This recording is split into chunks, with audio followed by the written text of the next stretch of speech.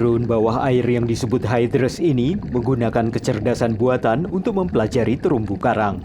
Great Barrier Reef di Australia telah dilanda pemutihan karang besar-besaran yang dipicu oleh air laut yang lebih hangat.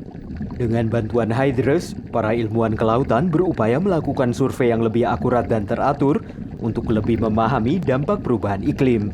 Pimpinan program ReefWorks di Institut Ilmu Kelautan Australia menjelaskan manfaatnya.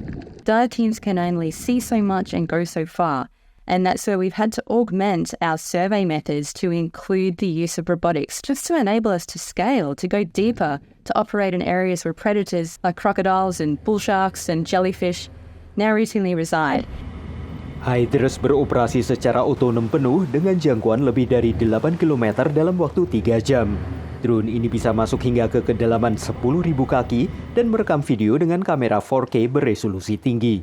Drone ini memakai sonar ke arah depan dan navigasi kecerdasan buatan. Menurut manajer produk bawah laut Advanced Navigation, teknologi mereka digunakan untuk membuat peta 3 dimensi terumbu karang.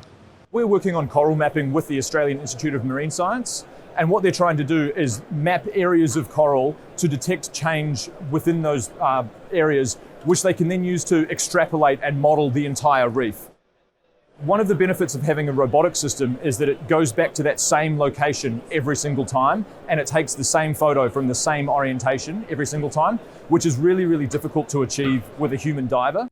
Great Barrier Reef telah mengalami 6 kali kejadian pemutihan lokal sejak tahun 1998. Karang yang memutih dapat pulih jika air mendingin, tapi jika suhu laut tetap tinggi untuk waktu yang lebih lama, karang akan mati.